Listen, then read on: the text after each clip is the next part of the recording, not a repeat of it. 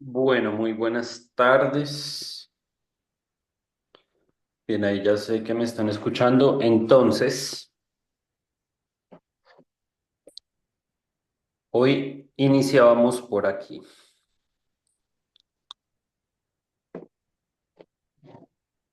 Por favor, mantengan sus cámaras apagadas. Bien, como ayer, pueden ir poniendo sus comentarios en el chat y al final revisamos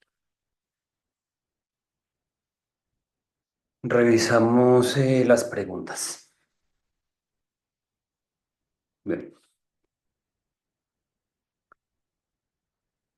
Entonces, aquí en Academia Ledu hemos preparado a algunos psicólogos para presentarse a audiencias ante un juez. Ustedes son psicólogos, psicólogas en alguna etapa de su carrera, les va a tocar sí o sí presentarse a una audiencia ante un juez, porque ustedes pues van a atender conflictos de pareja, conflictos familiares, separaciones, violencia intrafamiliar, etcétera, ¿no? Que uno resulte en una audiencia es inevitable, como Thanos, inevitable. Entonces, lo primero que uno tiene que tener en cuenta en estas audiencias es que uno no puede afirmar nada, ¿no? Todo es probable o presunto. Si yo estoy con un chiquitín que abusaron, que pasó por abuso sexual, entonces uno dice el presunto abuso sexual, ¿sí? eh, por el que pasó este niño, le deja estas consecuencias emocionales, estas consecuencias psicológicas, y según los estudios científicos en las consecuencias emocionales del abuso sexual, eh, este niño sí pasó por este niño pasa por un presunto abuso sexual. ¿Quién es el que dictamina, quién es el que dice que el niño sí fue abusado? Entonces, los abogados que saben poner trampas, el abogado, en este ejemplo del abogado que está defendiendo al violador, al abusador, entonces ellos saben poner trampas y hay unos muy buenos abogados. Entonces, para usted este niño sí pasó por abuso sexual. Entonces, objeción, su señoría, no mentiras. Entonces, la evidencia muestra que este niño pasó por un presunto abuso sexual. ¿Cuál evidencia? La evidencia científica de las consecuencias del abuso sexual basados en estos y estos y estos estudios. El único que dice si ese niño fue efectivamente abusado o no es el juez. Después que se socavan todas las pruebas, ¿vale? Eh, Aquí están diciendo en el chat qué quiere decir la frase historia de una psicóloga que perdió su tarjeta profesional. Pues porque les estoy contando el chisme de una mujer que perdió su tarjeta profesional. Sí, es que en algunos países es cédula. Por ejemplo, en México no se dice tarjeta profesional cuando uno se gradúa como psicólogo, como psicóloga. En México sería la cédula profesional y en otros países el carné, ¿sí? De psicólogo, que lo acredita uno como psicólogo cuando finaliza su carrera. Entonces, entonces bueno, les venía diciendo. Hay unos abogados que hacen muy bien su trabajo y ¿usted en qué se basa para decir que este niño, que esta persona violó a este niño? Entonces no, yo no estoy afirmando que ese hombre abusó a ese niño, ¿sí? Yo estoy afirmando que este niño presenta unas consecuencias emocionales y psicológicas acordes con las consecuencias de una persona abusada. Entonces pasa por un presunto, por un probable abuso sexual y basado en estas y estas investigaciones. Lo primero que hacen los buenos abogados, porque como en todas las profesiones, hay malos profesionales y muy buenos profesionales. Entonces, este no fue un caso de una estudiante de la academia, digamos que asesoramos, sino que es una estudiante que entró y en una clase terminó contando la historia. Entonces, ella pues nos contó aquí cómo al estar en una audiencia por alimentos de un proceso de violencia intrafamiliar y una separación de una pareja en donde la madre estaba demandando al papá de su hijo por alimentos. Entonces, eh, bueno, esta psicóloga menciona el tema de las heridas de infancia, del que vamos a hablar más adelante. Los abogados hacen muy bien su trabajo y en este caso el abogado sabía que las heridas de infancia no pertenece a el área de la psicología clínica. Entonces, esta mujer no pudo defender bien a la madre, a la madre y al niño, y le abren una investigación a ella. em, y termina perdiendo su tarjeta profesional y eso fue lo que nos contó. Entonces, este abogado que sabía, como les digo muy bien, que las heridas de infancia no es un tema de investigación, ni es una terapia, ni es una técnica de la psicología clínica, entonces la demanda por mala praxis. Y cuando uno es demandado por mala praxis, entonces ahí, como ella menciona que el niño tiene una herida de abandono, que me tocó leer ese bendito libro, pues obviamente no me leí el libro de las heridas de infancia, pero sí lo revisé y al final vamos a hablar acerca de los errores lógicos y categoriales de este libro. Entonces, esta mujer dice que el niño tiene una herida de abandono y entonces ahí el abogado comienza a preguntar, ¿sí? ¿Qué investigación, cuáles son las investigaciones de las heridas de abandono que dice la investigación científica sobre las heridas de abandono? Y en fin, entonces entra en un proceso por mala praxis y termina perdiendo su tarjeta profesional. Esta mujer sigue atendiendo pacientes cuando no debería,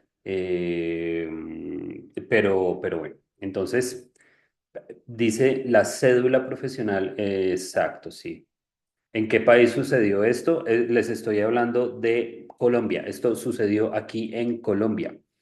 Entonces, esto nos da pie para hablar de, bueno, veníamos hablando de las terapias basadas en la evidencia. Ayer hablamos mucho sobre la evidencia científica y los criterios Tolling, los criterios científicos que deben cumplir las terapias para ser avaladas por la APA. Entonces, cuando nosotros conocemos bien esas terapias y hacemos una práctica basada en la evidencia, entonces le vamos a poder responder al abogado, mire, estas son las investigaciones en las que se basa mi proceso terapéutico con este niño y estas investigaciones respaldan lo que yo encontré en la evaluación psicológica, por eso estoy diciendo que estas investigaciones respaldan es que este niño pasó por un presunto abuso sexual. ¿Listo? Esta investigación y este grupo de autores eh, eh, publicaron sus hallazgos en esta revista científica, que es una revista con categoría A en Colciencias, etcétera, etcétera. Entonces ahí uno se puede defender bastante bien a nivel científico, a nivel de criterios de investigación con estos abogados. Entonces, esto nos lleva a hablar sobre la terapia basada en procesos. La terapia basada en procesos sale a la luz en el 2020. Stephen Hayes, que es el creador de la terapia de aceptación y compromiso, junto con Stefan Hoffman, ellos no se la llevaban bien. Stefan Hoffman no se la llevaba muy bien con Stephen Hayes. Stefan es más de corte conductual, de corte muy cognitivo-conductual. Él es un durísimo, él tiene ya unas terapias que sí, que ya cumplen los criterios Tolin en la APA, terapias cognitivo-conductuales, y ellos, digamos que arreglaron sus diferencias. Los dos, ambos son investigadores súper duros y empezaron a trabajar en la terapia basada en procesos, ¿vale? Entonces, esto es lo último en psicología, esto es lo más reciente y esto es una maravilla. Entonces, en el contexto de la terapia basada en procesos, la Process-Based Therapy, la PBT, un proceso de cambio se define como una secuencia funcional multivariable y multinivel que guía intervenciones terapéuticas y se adapta a las particularidades de cada cliente, a las necesidades de cada paciente. Entonces, un proceso de cambio que ya vamos a ver qué es un proceso de cambio. A ver, vamos a hablar sobre la terapia basada en procesos. Vamos a hablar sobre hallazgos recientes en la terapia de aceptación y compromiso para empaparnos un poquito de ciencia y finalizamos con los errores categoriales, errores lógicos de las heridas de infancia. Entonces, un proceso estas son las características de un proceso. Un proceso está basado en teorías, ya vamos a ver algunas, ya vamos a ver las teorías en las que se basa un proceso. Entonces, los procesos de cambio pues están fundamentados en una relación científica clara entre eventos, entre variables, lo que permite realizar predicciones comprobables pues diseñar métodos efectivos para influir en ellos, ¿no? Un proceso es dinámico. Los procesos de cambio involucran bucles de retroalimentación. Ya también vamos a profundizar en eso. No podemos profundizar en todos. Se refieren a cambios no lineales, ¿no? Lo que indica que no siguen un patrón estático, sino que pueden evolucionar según las circunstancias. Un proceso de cambio es progresivo, eh, se desarrolla en secuencias particulares que deben organizarse para alcanzar objetivos terapéuticos específicos. Los procesos de cambio son vinculados al contexto y modificables. Ahí se nota mucho la influencia de la terapia de aceptación y compromiso. Entonces, pues son sensibles al contexto del cliente y pueden ajustarse para promover cambios prácticos mediante intervenciones terapéuticas efectivas. Son multinivel porque si tú traes un paciente a consulta y ese paciente trae dos y dos más, entonces ya son, no mentiras, no mentiras. Es multinivel porque funcionan en múltiples niveles, desde el nivel biológico hasta el nivel sociocultural. Y también incluyen pues dimensiones como el afecto, la cognición, la atención, el sentido del yo, la motivación, el comportamiento observable. Se dan en son secuenciales y predecibles, se producen en patrones establecidos y verificables empíricamente, lo que permite anticipar su desarrollo y resultados, y son útiles para la intervención, ¿no? Entonces, sirven como guías prácticas para los terapeutas, para nosotros, al identificar los mecanismos específicos que pueden influenciar resultados positivos en el paciente. Entonces, la terapia basada en procesos surge como una respuesta a las limitaciones de enfoques tradicionales basados en protocolos, basados en síntomas, basados en diagnósticos. La PBT le hace una crítica muy profunda a los diagnósticos y no trabaja con diagnósticos ni con síndromes, ni con síntomas. Entonces, como los empleados en el DSM, el DSM-5, el CIE-10. Entonces, estas son las principales razones por las que se desarrolla la teoría de la terapia basada en procesos. Entonces, aborda las limitaciones del modelo biomédico, el modelo biomédico y los protocolos para síndromes, para síntomas y diagnósticos asume que los trastornos psicológicos tienen una causa subyacente uniforme, por ejemplo, desequilibrios químicos, anomalías genéticas. Sin embargo, décadas de investigación han demostrado que ese modelo no explica completamente la complejidad de los problemas mentales ni sus respuestas terapéuticas. Enfocarse en los mecanismos subyacentes, pues en lugar de trabajar con diagnósticos estáticos, ¿sí? Depresión, ansiedad, la PBT enfatiza los procesos biopsicosociales dinámicos que causan y mantienen el sufrimiento humano, como la rigidez cognitiva, la evitación emocional, la desconexión social. Esos son procesos. Ofrece intervenciones individualizadas. La PBT permite adaptar las intervenciones a las necesidades específicas, metas y contextos únicos de cada paciente, superando la rigidez de los protocolos diseñados para categorías diagnósticas generalizadas. Promueve un cambio sostenible. Al centrarse en los procesos de cambio, la PBT busca intervenir en dinámicas modificables que generan efectos más duraderos en contraste con la mera reducción de síntomas a corto plazo. Integrar perspectivas teóricas y metodológicas. Entonces, la PBT no se alinea con una escuela terapéutica, con un enfoque específico, como terapia cognitivo-conductual, como el psicoanálisis, como el humanismo. En cambio, utiliza evidencia y métodos de todas las tradiciones siempre y cuando se adapten a los procesos específicos que el cliente necesita cambiar y siempre y cuando estén basados en la evidencia.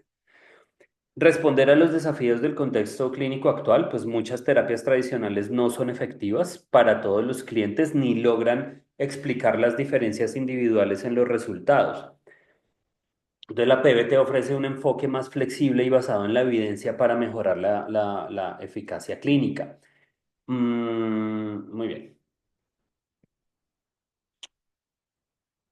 Ejemplo de un proceso de cambio y cómo una secuencia de eventos biopsicosociales, dinámicos y modificables conducen a un cambio terapéutico deseado. Entonces, por ejemplo, la evitación experiencial, ¿sí? Una persona evita situaciones, pensamientos o emociones desagradables, lo cual puede aliviar temporalmente su malestar, pero a largo plazo refuerza el problema subyacente, ¿vale? Ejemplo, un paciente con ansiedad evita situaciones sociales por miedo a ser juzgado. Esto reduce su ansiedad momentáneamente, pero perpetúa su aislamiento y empeora su autoestima. Aclaro que el concepto autoestima en psicología clínica está devaluado porque hay que estar, hay que estar bien claros en si ese problema de autoestima es un problema de autoimagen o un problema de autoconcepto. Son diferentes. Entonces, yo puedo tener problemas de autoconcepto, pero no problemas de autoimagen. Yo puedo creer que soy bonito físicamente, pero soy un inútil, por ejemplo, ¿sí? No sirvo para nada. O viceversa, yo puedo tener un problema de autoimagen, pero no de autoconcepto. Yo puedo creer que soy muy feo, pero soy inteligente. Entonces no son lo mismo. Obviamente hay personas que tienen problemas de autoconcepto y autoimagen, entonces hay que delimitar muy bien cuál es la afectación ahí. Aplicación terapéutica. Entonces, en terapia se puede trabajar en fomentar la aceptación de la ansiedad en lugar de evitarla, utilizando pues estrategias como la exposición gradual a situaciones sociales. Autoconcepto bajo en un ciclo de refuerzo. Mm, Problemas en el autoconcepto lleva a comportamientos que lo refuerzan, como el aislamiento social, lo que a su vez intensifica la percepción negativa de sí mismo. Por ejemplo, una persona que evita interactuar en reuniones porque cree que no tiene nada valioso por aportar. Este aislamiento refuerza su percepción de no ser aceptado. Entonces aquí la aplicación terapéutica pues se pueden implementar ejercicios de reestructuración cognitiva y conductas activas, o sea, la activación conductual, la AC, tomar pequeños riesgos sociales, habilidades sociales para romper el hielo, etcétera. La rumiación,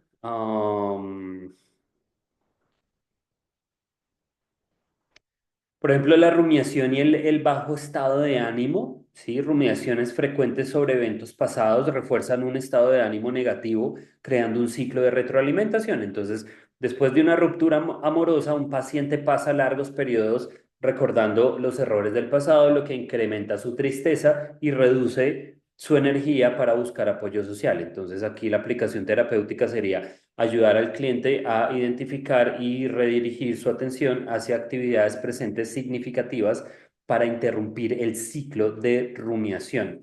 La ansiedad y comportamiento de búsqueda de reafirmación, por ejemplo.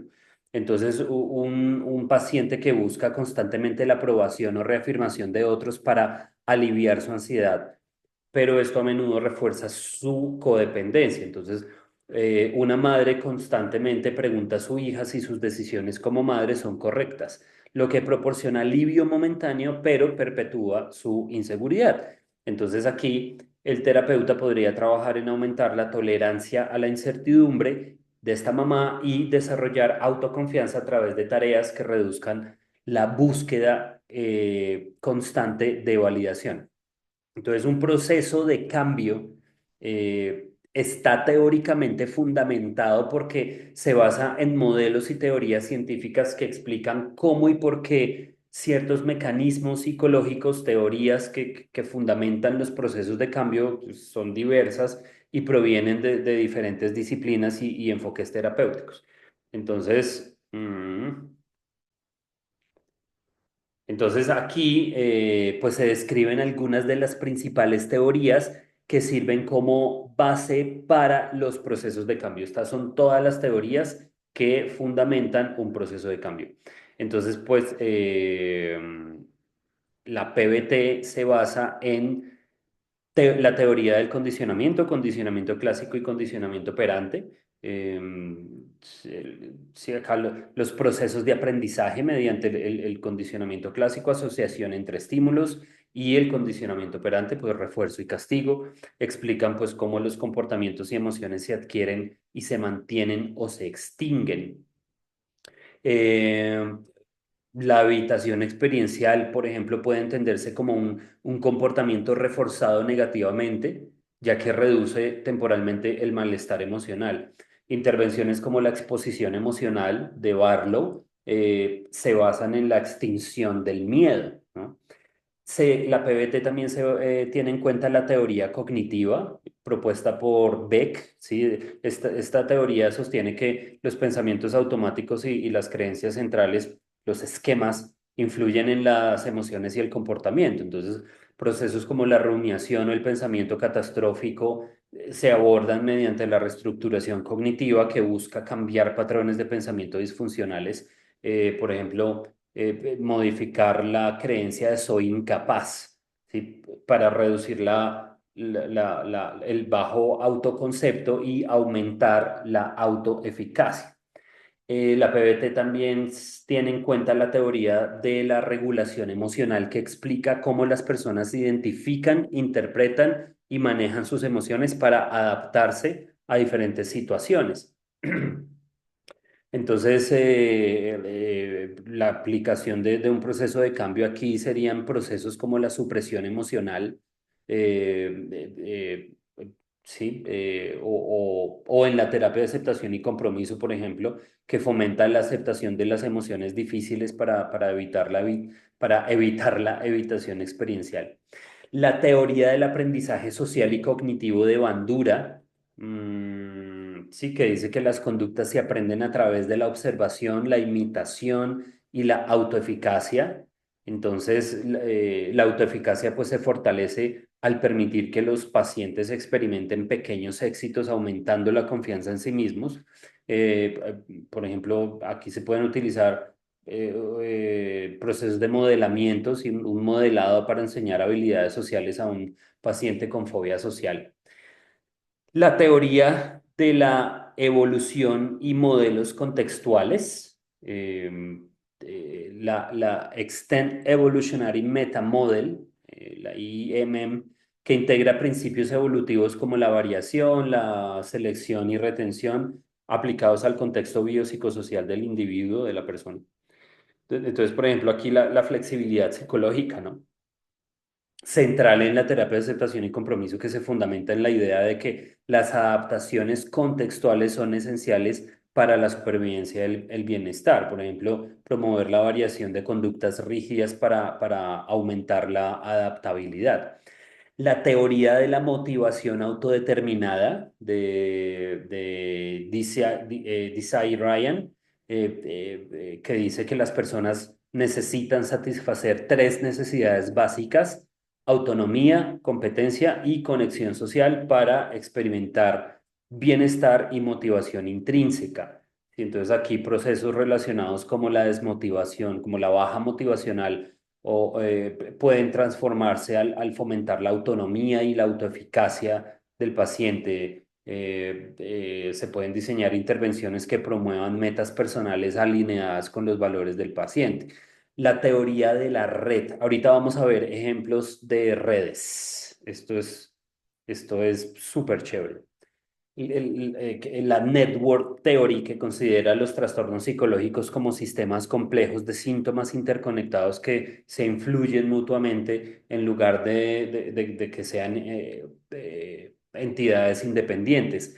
Los modelos de terapias de tercera generación, obviamente, estamos hablando de Stephen Hayes, entonces está la terapia de aceptación y compromiso, mindfulness-based cognitive therapy, la terapia dialéctica conductual, la activación conductual, que son terapias basadas en el mindfulness y que enfatizan en la aceptación, en la flexibilidad psicológica, en el enfoque de los valores de la persona como herramientas claves para el cambio. Las teorías interpersonales, que dicen que los problemas psicológicos a menudo se desarrollan y mantienen en el contexto de las relaciones interpersonales. La teoría de sistemas, que dice que los individuos están influenciados por sistemas dinámicos, la familia, la cultura, la sociedad. Obviamente aquí estamos hablando del enfoque sistémico y los cambios en un nivel que se afectan entre el micro, meso y el macro nivel, ¿no? Entonces, bueno, entonces vamos a hacer un ejemplo. Vamos a aplicar estas teorías al caso clínico de Andrea, que es una paciente mujer de 61 años que experimenta preocupación excesiva por su salud y la de sus seres queridos y busca reafirmación constante y desarrolla ciclos de retroalimentación negativa. Entonces, miremos el caso. Segundito.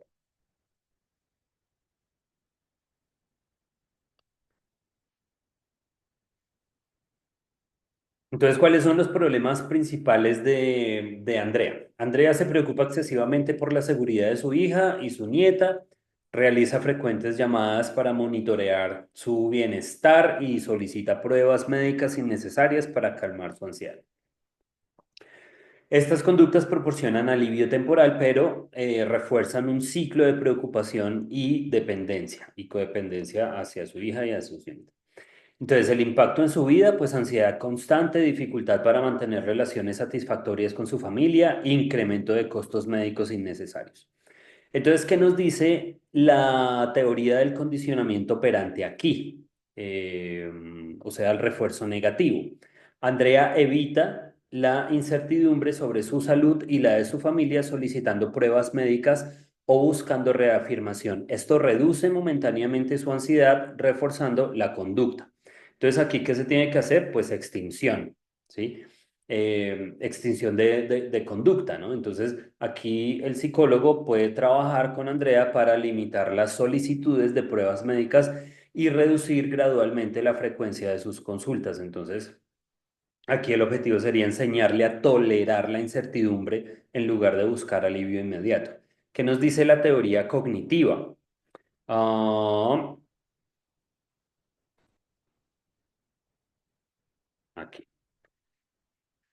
Andrea tiene pensamientos automáticos disfuncionales como si no verifico algo terrible podría ocurrir, que incrementa su ansiedad. Entonces, la reestructuración cognitiva, pues identificar y cuestionar las creencias subyacentes, reemplazándolas por pensamientos más funcionales como no puedo controlarlo todo, pero estoy haciendo lo suficiente, ¿no? Entonces, objetivo, reducir la intensidad de sus pensamientos catastróficos.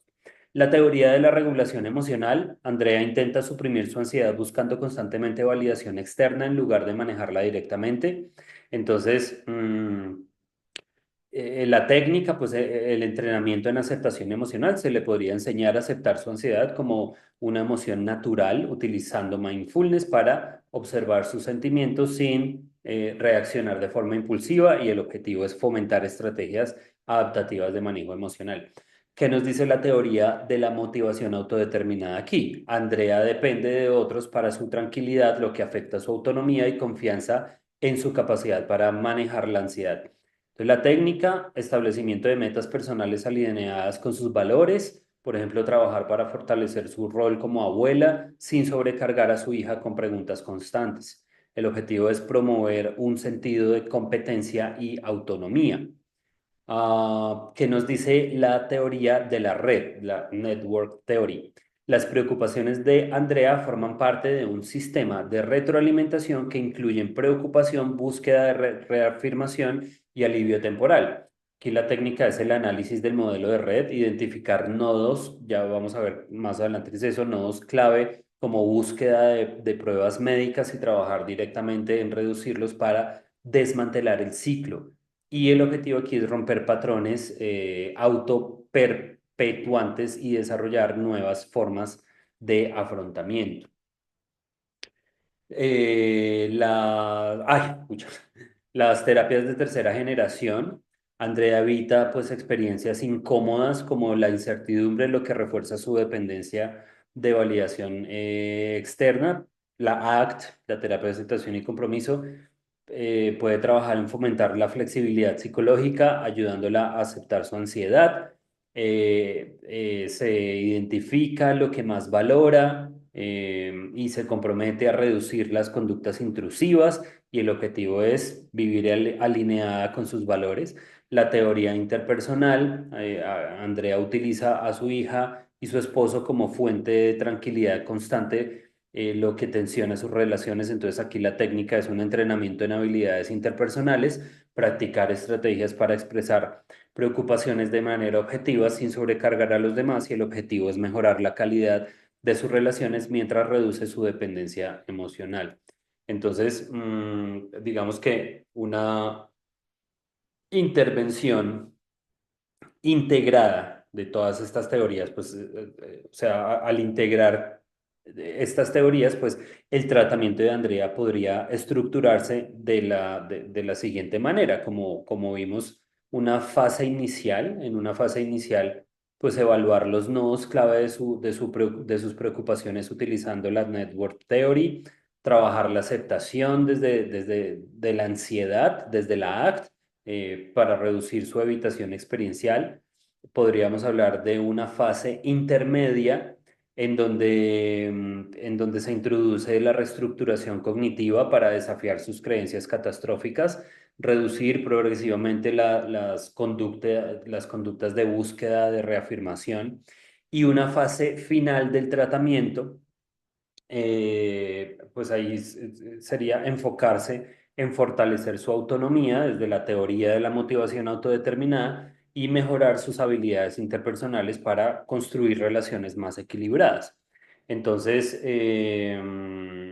entonces pasemos a hablar de los bucles de retroalimentación. Los bucles de retroalimentación son interacciones en las que los elementos de un proceso se influencian mutuamente, generando ciclos que pueden reforzarse, retroalimentación positiva o equilibrarse, que ahí estamos hablando de retroalimentación negativa. Esto viene de las teorías del refuerzo y de las teorías del equilibrio cerebral. Entonces, una retroalimentación positiva se refuerza el comportamiento o emoción inicial intensificando el problema. Por ejemplo, un paciente con ataques de pánico, aquí ya no estamos hablando de Andrea, siente un aumento en su ritmo cardíaco, ¿sí? Interpreta esta señal como voy a tener un ataque de pánico o voy a tener un ataque al corazón, lo que aumenta su ansiedad y su ritmo cardíaco, reforzando el ciclo. ¿Mm? Entonces aquí en la intervención el terapeuta pues utiliza reestructuración cognitiva para desafiar la creencia de que el aumento del ritmo cardíaco es peligroso. Ejemplo de una retroalimentación negativa, el sistema regula o reduce la intensidad del proceso, ¿vale? Entonces, por ejemplo, un paciente con insomnio que intenta controlar sus pensamientos antes de dormir, lo que inicialmente aumenta su frustración. Entonces aquí el terapeuta introduce mindfulness para que el paciente acepte los pensamientos sin intentar controlarlos, rompiendo el ciclo. Entonces, la PBT trabaja con el análisis en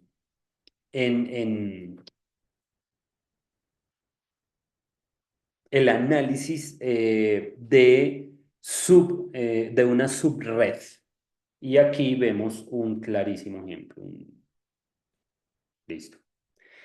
Entonces, la PBT trabaja con un análisis de subredes dentro del modelo de red, ¿sí? Ilustra cómo múltiples eventos psicológicos y emocionales están interconectados en un sistema complejo que refuerza problemas psicológicos. Este ejemplo muestra relaciones dinámicas y bucles de retroalimentación entre nodos que representan eventos clave en la vida del paciente.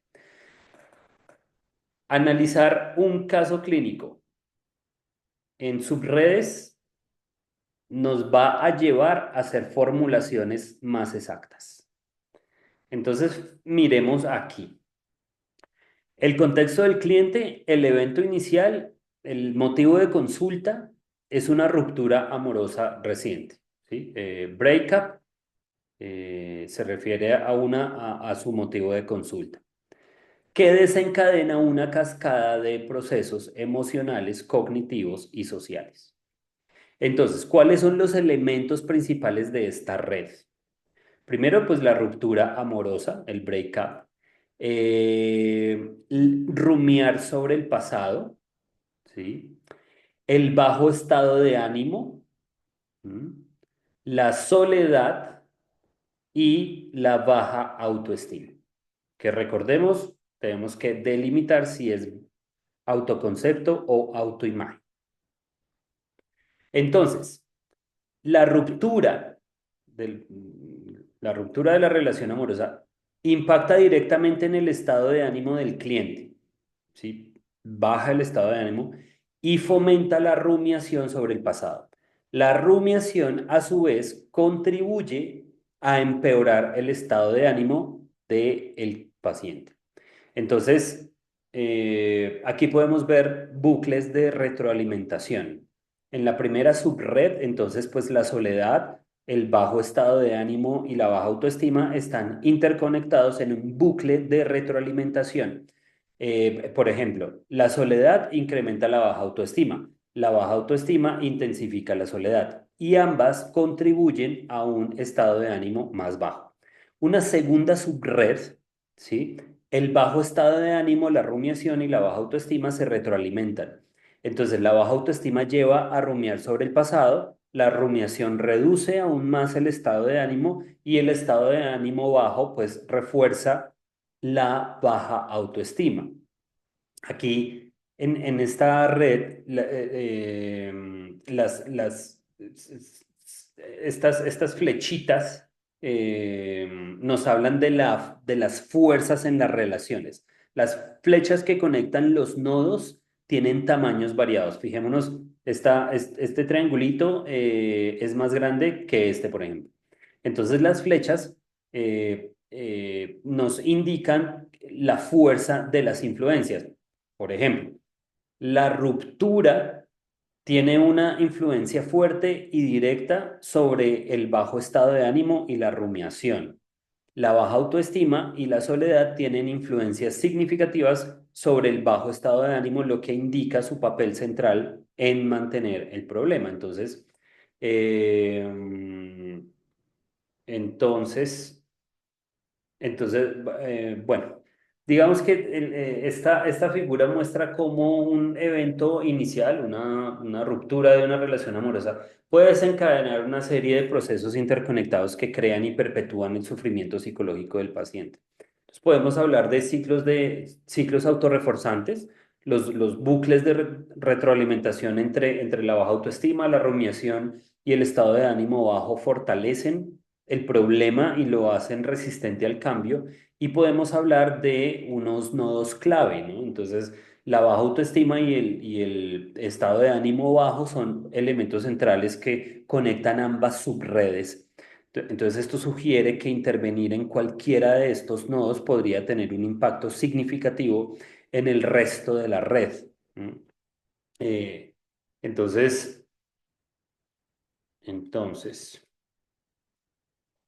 ¿Cuáles son las implicaciones terapéuticas aquí? Porque este modelo permite identificar puntos de intervención específicos para romper bucles de retroalimentación y promover el cambio. Entonces, intervenciones sobre la rumiación. Entonces, técnicas de detención de pensamientos o mindfulness para reducir el enfoque en el pasado y favorecer una atención más adaptativa. Reestructuración cognitiva para desafiar pensamientos repetitivos y negativos, un trabajo sobre la soledad, fomentar conexiones sociales saludables y actividades que reduzcan el aislamiento, reforzar habilidades interpersonales y de comunicación, mejorar la autoestima y la autoimagen, y el autoconcepto, perdón. Entonces, intervenciones basadas en la aceptación y la autocompasión para abordar el autoconcepto negativo, exposiciones a situaciones que fomenten logros y expectativas positivas sobre sí mismo, incrementar el bajo estado de ánimo, la terapia la activación conductual. Se puede hacer aplicar todo el programa de activación conductual para incrementar actividades placenteras y significativas y las técnicas de regulación emocional para manejar las emociones negativas. Entonces, pues este es un excelente ejemplo de cómo las subredes dentro de un modelo de red permiten mapear de manera clara las interacciones complejas que mantienen los problemas psicológicos, ¿no? Este enfoque no solo proporciona una comprensión detallada de los problemas del paciente, sino que también guía al terapeuta hacia puntos estratégicos de intervención para interrumpir ciclos, promover el bienestar y, como les había dicho, un análisis de esta forma, pues nos lleva a formulaciones, a anagnórisis más exactas, más precisas, ¿no? Muy bien. Ahora hablemos sobre algunos hallazgos de la terapia de aceptación y compromiso Y aquí les estoy hablando del libro más reciente, que es un libro publicado este año, que se llama Acceptance and Commitment Therapy, Responses to Frequently Asked Questions, de Down Johnson y Richard Bennett. Entonces, este libro es un recurso esencial para profesionales de la salud mental interesados en profundizar sus conocimientos en terapia de aceptación y compromiso. Esto es pan caliente, este es el libro más reciente de la terapia de aceptación y compromiso. Entonces,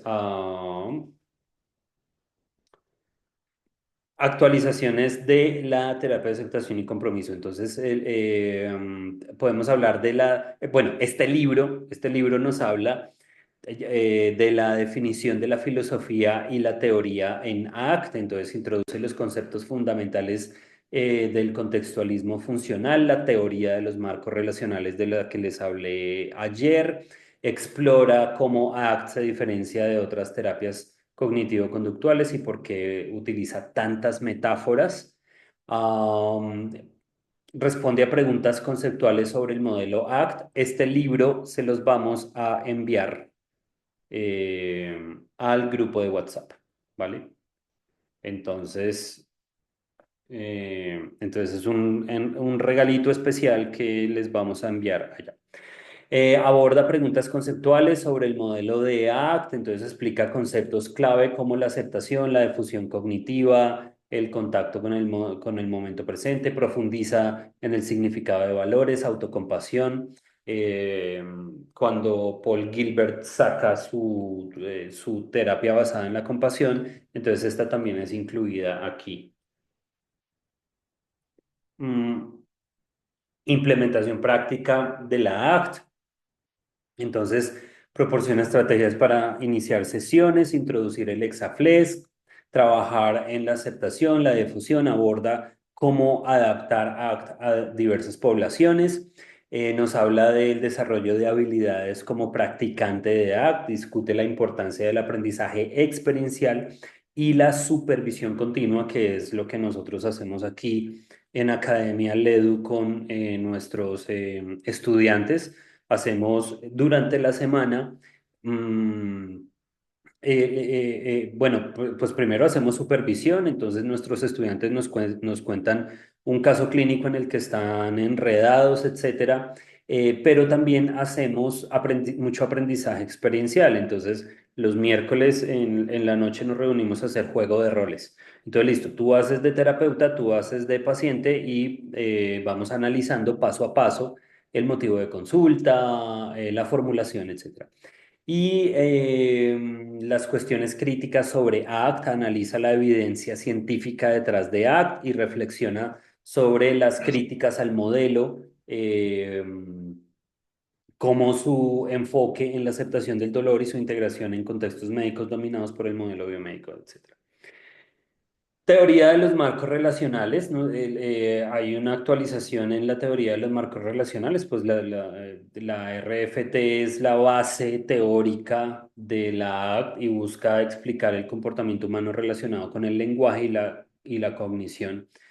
Los principales puntos de los marcos relacionales, pues es que son relaciones arbitrarias.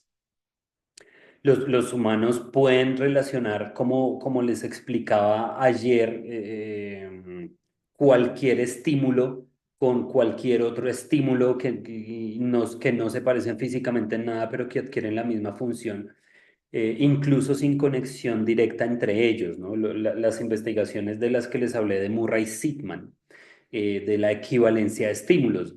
Toda la teoría de los marcos relacionales se basa en la equivalencia de estímulos de Murray-Sittman, como les contaba ayer. Entonces, podemos asociar conceptos aparentemente no relacionados como pájaro y queso simplemente porque nuestro lenguaje pues, nos permite hacerlo, ¿no? La conducta derivada, que en equivalencia de estímulos se llama conducta emergente. Entonces, estas relaciones pues no siempre tienen una base en la realidad física, sino que son arbitrariamente aplicables, como dice Stephen Hayes, lo que significa que se forman a partir de convenciones lingüísticas y sociales.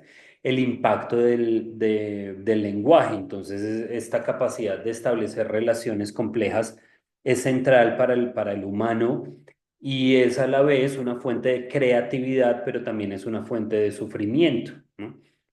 Entonces las personas pueden preocuparse por eventos que nunca han ocurrido o que nunca ocurrirán, lo que dificulta pues vivir en el momento presente. Y la relación con la práctica de ACT, la teoría de los marcos relacionales, proporcionaba pues una explicación científica para entender por qué las personas experimentan angustia debido a sus pensamientos y cómo pueden transformarse estos patrones mediante intervenciones más específicas.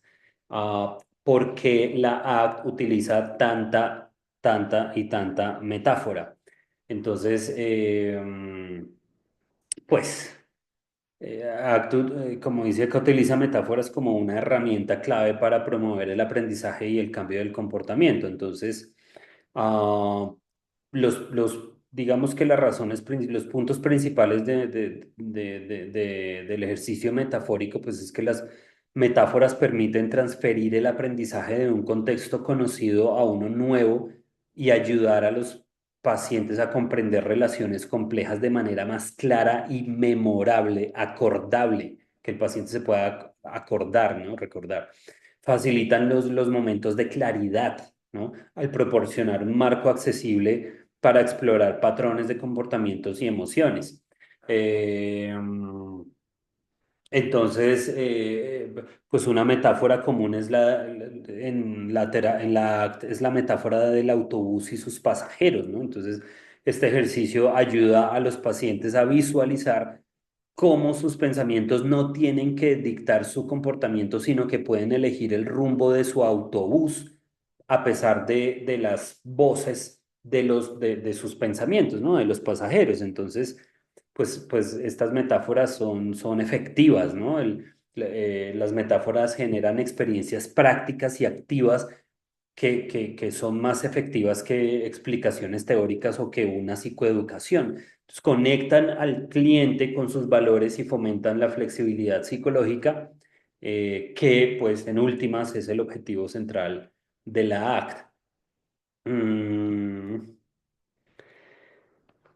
Este libro también nos habla sobre estrategias para iniciar sesiones, entonces iniciar una sesión con un enfoque ACT implica preparar al paciente para un trabajo experiencial y orientado hacia la acción. Entonces algunas estrategias clave pues incluyen explicar que el propósito de la terapia no es eliminar emociones o pensamientos difíciles, sino ayudar al paciente a desarrollar habilidades de flexibilidad psicológica que le permiten vivir de acuerdo con sus valores. Entonces, por ejemplo, en esta terapia, pues no tratamos de evitar el dolor, sino de encontrar formas de avanzar hacia lo que es importante para el paciente, incluso si el dolor está presente. Hay muchos usos de ejercicios experienciales desde el inicio. Mm, entonces, pues, está, por ejemplo, el ejercicio de la hoja de papel, ¿sí? En el que se pide al paciente que escriba un pensamiento difícil en un papel. Por ejemplo, soy un fracaso. Entonces, uno invita al paciente, al paciente a sostener el papel cerca de su cara y preguntarle cómo esto afecta su capacidad de ver todo el entorno con un paciente, con un papel ahí enfrente de su cara, ¿no? Entonces luego se le pide que coloque el papel en su regazo y observa la diferencia. Entonces esto introduce la idea de la fusión, ¿no? Y cómo crear distancia puede ser útil aquí en este caso. La conexión con valores, pues explora lo que realmente importa para el cliente.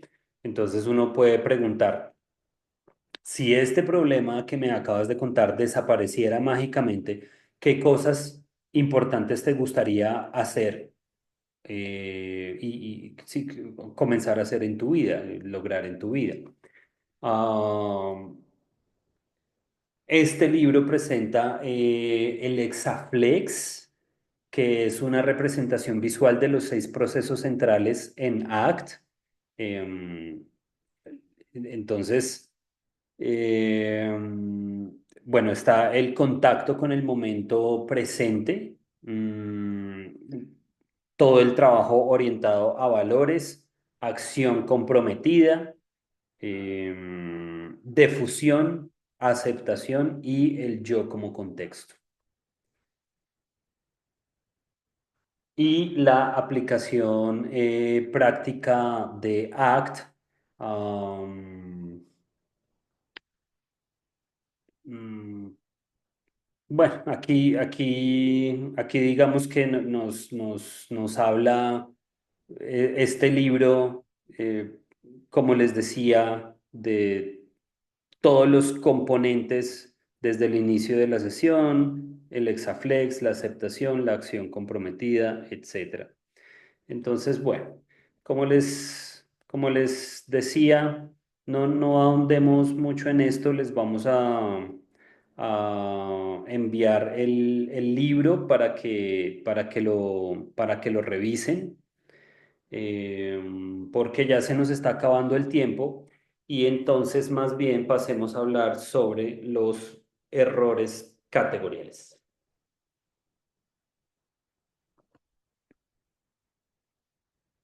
Entonces, un error categorial, eh, digamos que el concepto de error categorial fue introducido por Gilbert Ryle en un libro que se llama The Concept of Mind, el concepto de lo mental. También se los vamos a enviar, les voy a enviar ese libro. Por favor, por lo menos lean la introducción y el primer capítulo. Si se lo pueden leer todo, excelente, les va a ayudar mucho a hacer análisis más correctos.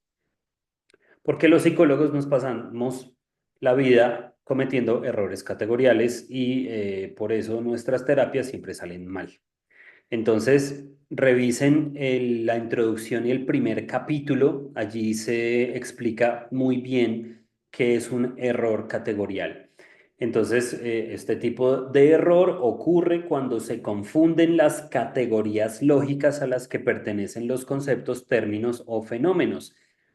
En otras palabras, se trata de atribuir a una cosa las propiedades o características que pertenecen a otra categoría completamente diferente. Entonces, según Ryle, este error es común en los debates filosóficos y científicos y es una fuente de confusión conceptual. Eh, entonces, está el ejemplo clásico para explicar qué es un error categorial. Entonces, por ejemplo, una persona que nunca ha visto una universidad y que no sabe qué es una universidad, entonces la llevamos a esta persona a la universidad y le decimos, mira los edificios de la universidad, mira esta es la biblioteca, estos son los laboratorios de la universidad. Y la persona pregunta, ya me mostraron los edificios, la biblioteca y los laboratorios, pero pues ¿dónde está la universidad? ¿Sí? Entonces, el error aquí es suponer que la universidad es una entidad separada de los edificios y actividades que la componen, ¿sí? Cuando en realidad la universidad es el conjunto integrado de todos estos elementos. Entonces, en el campo de la psicología clínica, pues los errores categoriales surgen cuando se malinterpretan los fenómenos psicológicos o se les atribuyen propiedades que no les corresponden, ¿sí? Entonces, por ejemplo, confundir procesos mentales con entidades físicas concretas, ¿sí? Pensar en términos como ansiedad o depresión como si fueran objetos físicos que se pueden extraer o eliminar. ¿Sí? Entonces,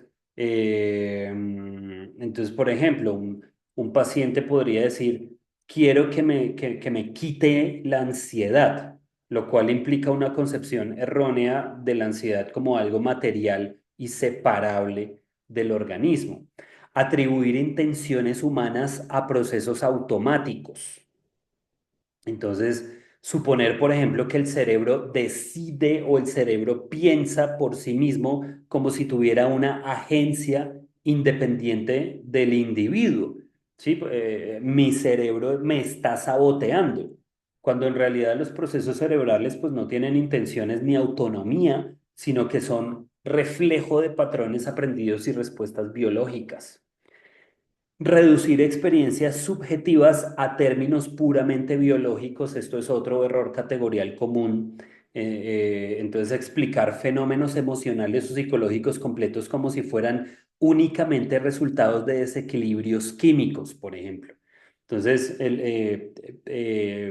sí, decir que una persona está deprimida porque tiene baja serotonina ignorando factores psicológicos, sociales, culturales que también juegan un papel esencial allí, ¿no? Confundir categorías de diagnóstico con entidades personales. Por eso la terapia basada en procesos es tan exacta porque no comete errores categoriales. Eh, entonces, pensar que el diagnóstico define completamente a una persona, ¿sí? Referirse a alguien como un esquizofrénico en lugar de una persona con, con una funcionalidad específica, con un padecimiento de esquizofrenia. Este enfoque, ¿sí? Pues confunde a la persona, ¿sí? Confunde al individuo, confunde a la persona, digamos que con con la condición, con el diagnóstico, lo cual es una forma de error categorial que despersonaliza y reduce la experiencia humana. Interpretar fenómenos terapéuticos como si fueran únicamente técnicas mecánicas, ¿sí? Creer que la efectividad de la terapia depende exclusivamente de aplicar técnicas específicas sin considerar, por ejemplo, la empatía o la relación terapéutica. Entonces, si uso esta técnica de terapia cognitivo-conductual, el paciente mejorará automáticamente, olvidando que la alianza terapéutica y el contexto influyen enormemente en el éxito de de la intervención. Tratar fenómenos psicológicos como si fueran fenómenos normativos simples. Juzgar pensamientos o emociones como correctos o incorrectos sin reconocer su complejidad funcional. Muchos psicólogos hablan de emociones positivas y negativas. No existe. Eso es un error categorial. No existen las emociones positivas y no existen las emociones negativas. Existen emociones conectadas con centros de dolor en el cerebro, ¿sí? Pero todas las emociones son adaptativas. Aquí estamos hablando de la filogenia de las emociones. Entonces, sí, un terapeuta que considera automáticamente malo que un paciente sienta ira. Sí, y entonces trabaja en el control de la ira sin explorar el contexto en el que la emoción puede ser una respuesta adaptativa a una situación que está viviendo el paciente. Entonces, identificar y evitar errores categoriales es fundamental en psicología clínica porque pues afectan tanto el diagnóstico como la intervención, como la formulación que es tan crítica. Para mí la formulación hacer una buena anagnórisis es lo más crítico de todo el proceso psicoterapéutico en donde el psicólogo tiene que poner a prueba máxima su creatividad. Entonces, Gilbert Ryle nos recuerda aquí que al analizar conceptos complejos como mente, emociones, conducta, pues es esencial reconocer las categorías a las que pertenecen y evitar simplificaciones que limiten nuestra comprensión y nuestro trabajo.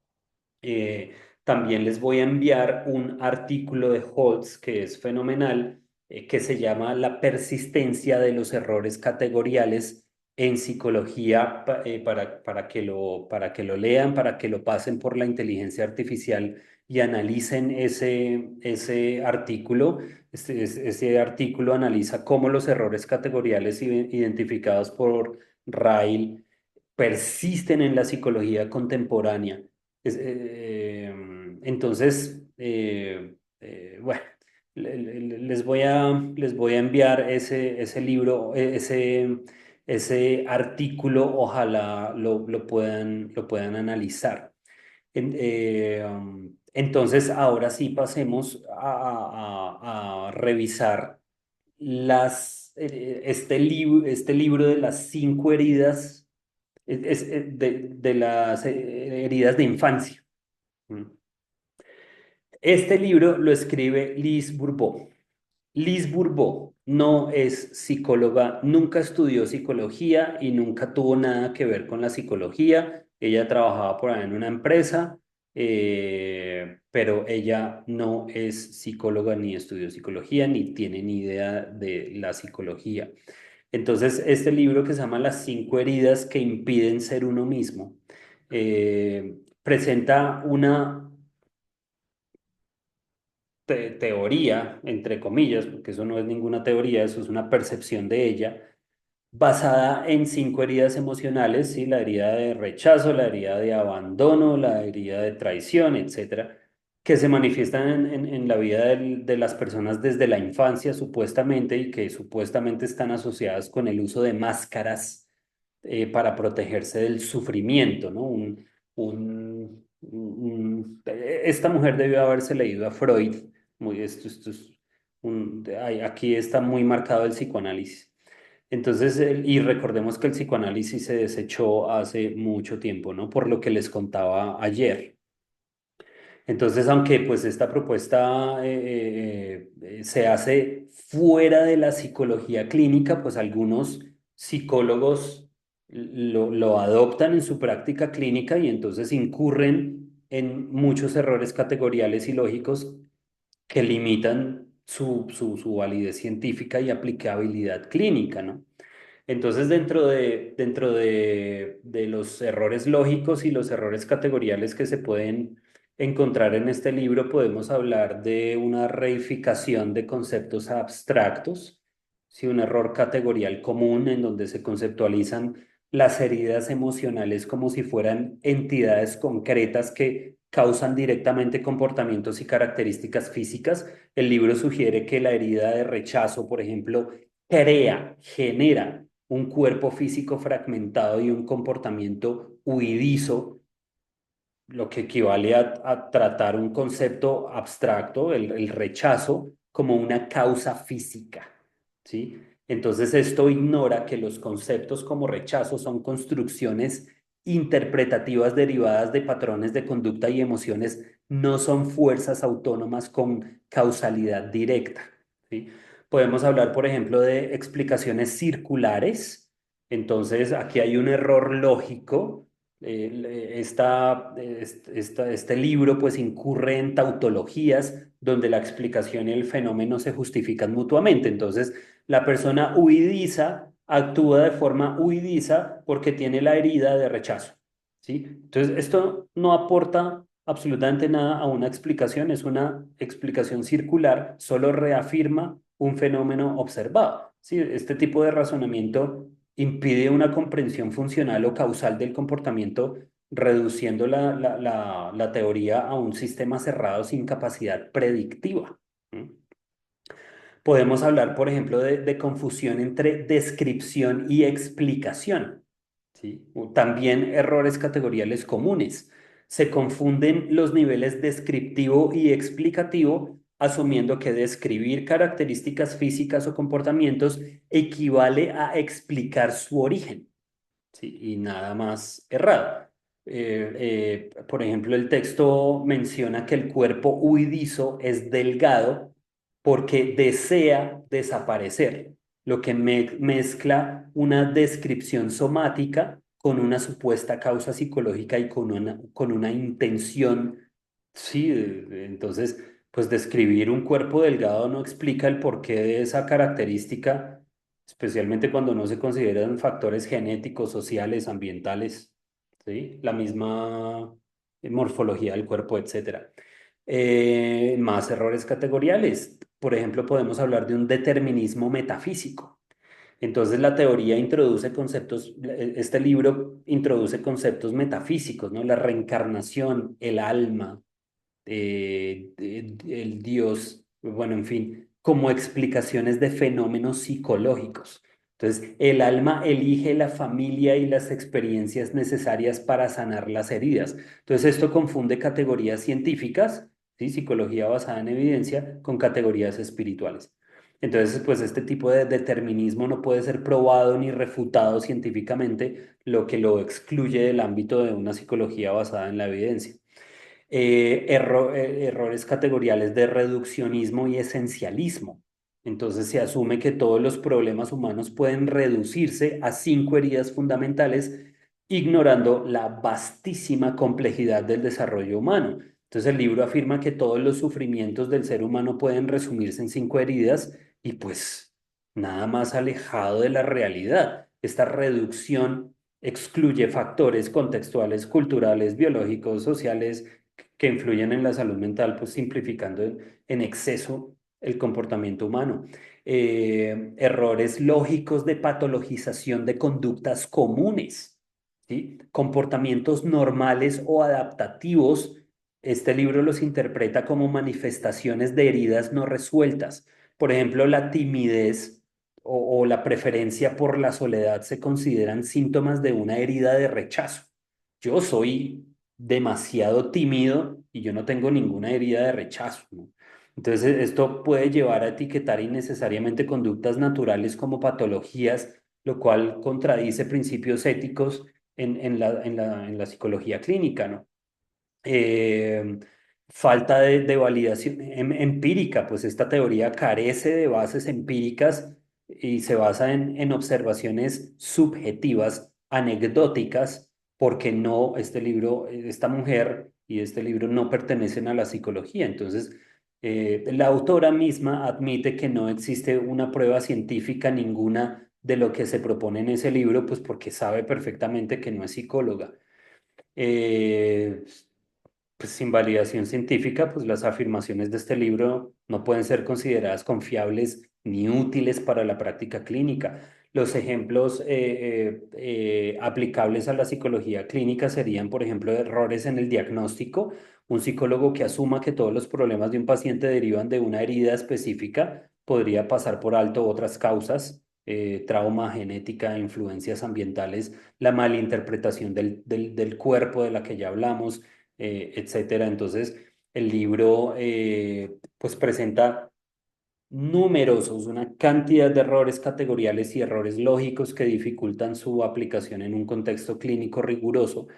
Eh, y por eso este abogado que sabía muy bien que ese libro no era parte de una psicología clínica basada en evidencia, entonces pudo demandar a esta terapeuta. ¿Podrías, por favor, compartir materiales sobre la formulación clínica? Claro que sí, Sandra, con mucho gusto les enviaré material sobre la formulación. Aquí en Academia Ledu tenemos un curso completo de formulación clínica, cómo presentarle una formulación al paciente. Buenas tardes, profe. Tengo una duda. Yo me inscribí en el curso de terapias de tercera generación y ya tengo acceso a la plataforma. Quisiera saber el curso de... Ángela, no estamos en el espacio para responder estas preguntas. Porfa, entra a la página de la Academia Ledu y pregúntale a Alexandra. Dile, Alex, me inscribí y pregúntale tu duda. Ella te responde inmediatamente absolutamente todo lo que le preguntes sobre tu inscripción. Buenas tardes, ¿nos puede compartir el material de hoy? Claro, por supuesto, Gina. Como les dije, les vamos a enviar el último libro de terapia de aceptación y compromiso. Es un regalazo que les vamos a dar. Les voy a enviar el libro de errores categoriales. Les voy a enviar el artículo de la persistencia de los errores categoriales en psicología.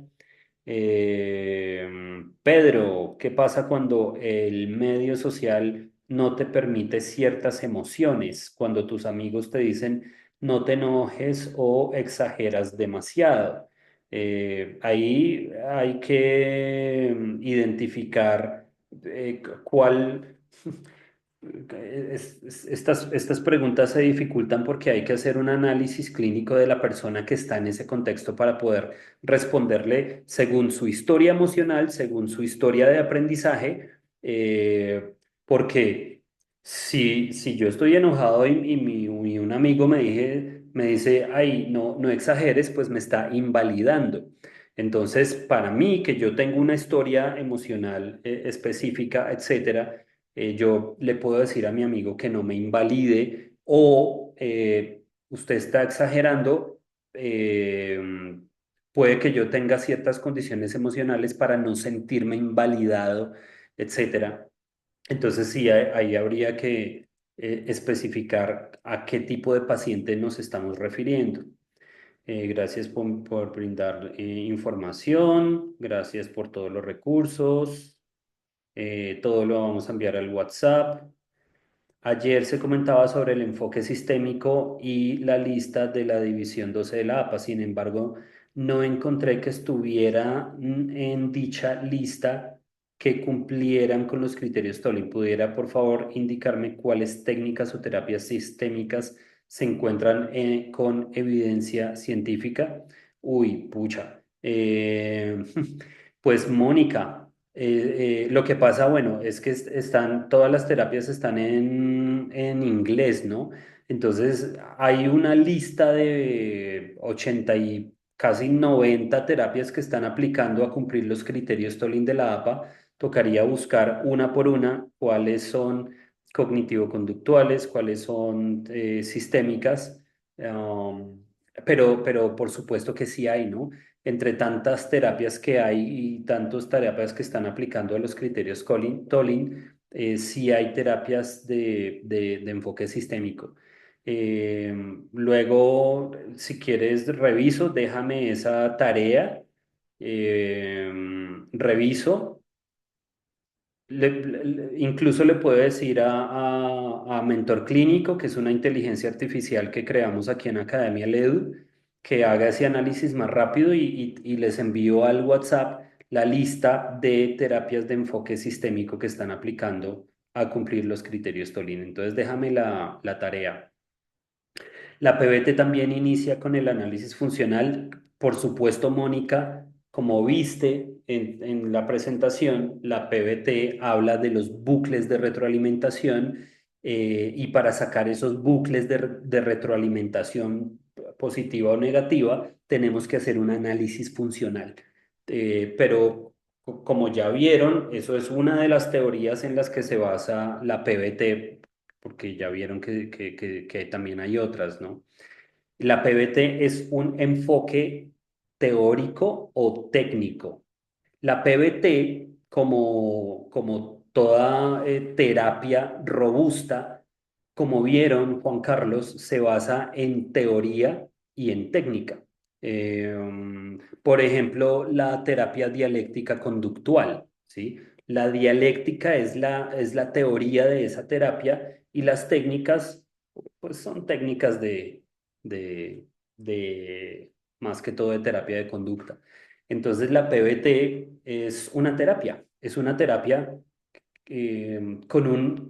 con enfoques teóricos que ya los vimos y también tienen técnicas muy específicas que por ahí mencioné algunas.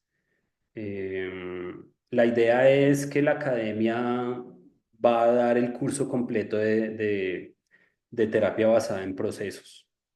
Ah, bueno, Mónica, les voy a enviar también un artículo sobre PBT para que investiguen, para que investiguen los autores. Ya saben que son Stephen Hayes, Stefan Hoffman, David Lorshey, que David Lorshey es tremendo psicólogo que también está ahí entre los autores de la PBT.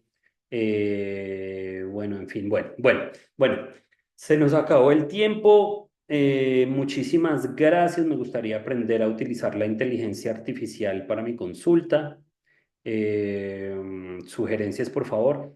Justamente antes de esta clase estaba terminando un video presentándoles un poco más a fondo la inteligencia artificial.